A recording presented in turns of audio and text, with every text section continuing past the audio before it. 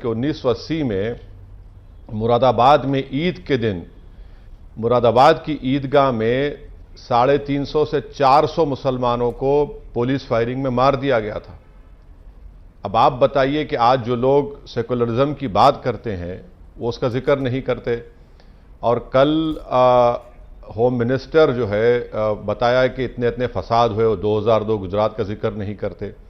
तो ये जो एक सेटिंग है बीजेपी और कांग्रेस में, वो सेटिंग ये है कि भैया मुसलमान हो, दलित हो, आदिवासी हो, इनको हम डराकर या फिर धोखा देकर इस्तेमाल करेंगे, मगर इनका जो जायज़ मुकाम इनको मिलना संविधान के तहत वो उनको नहीं देंगे। तो इसीलिए रंज होता है, तकलीफ होती है कि ये जो सिलसिला चल रहा है वो ख़त्म नहीं हो रहा है।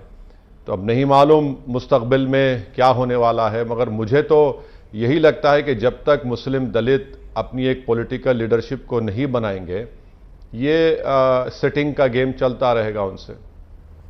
तो ये राजनीति की जो बिसात है, शतरंज जो है, उसमें मुसलमानों को प्यादे की तरह इस्तेमाल किया जा रहा है। कांग्रेस भी कर रही थी, अब बीजेपी भी कर रही है। आप ये आरोप लगा रहे हैं, लेकिन आप पर भी तो ये आरोप लगेगा कि आप भी इस्तेमाल ही कर रहे हैं मुसलमानों का अपना वर्चस्व, अपना दबदबा कायम करने के लिए।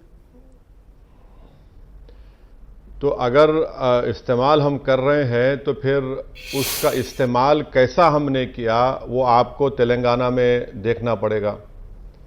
आज आप देखिए तेलंगाना में, भारत में जितने भी प्रदेश हैं, मैं बड़ी जिम्मेदारी के साथ आपसे कह रहा हूं कि सबसे ज़्यादा माइनॉरिटी वेलफेयर का बजट वहां पर है। ठीक है, उसमें कमी होती है मगर रिलीज़ होता है। 9 साल से वहाँ पर कोई कम्युनल राइट नहीं हुआ है। वहाँ पर आप जानकर खुश होंगे कि 75,000 मुस्लिम बच्चे और बच्चियाँ गवर्नमेंट के रेजिडेंशियल स्कूल में 6 क्लास से 12वीं क्लास तक फ्री में पढ़ते हैं, और इन स्कूलों में बाकायदा एंट्रेंस एग्ज़ाम होता है, कंपटीशन होता है। तो ऐसे कई मिसालें हैं।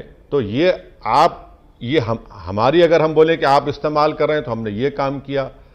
अब आपको मिसाल दे रहा हूं मध्य प्रदेश की। वहां पर जो कांग्रेस के अध्यक्ष हैं, साबिका चीफ मिनिस्टर हैं, मुख्यमंत्री हैं, वो कह रहे हैं कि हाँ हिंदू राष्ट्र होगा, हिंदू राष्ट्र बन चुका है भारत।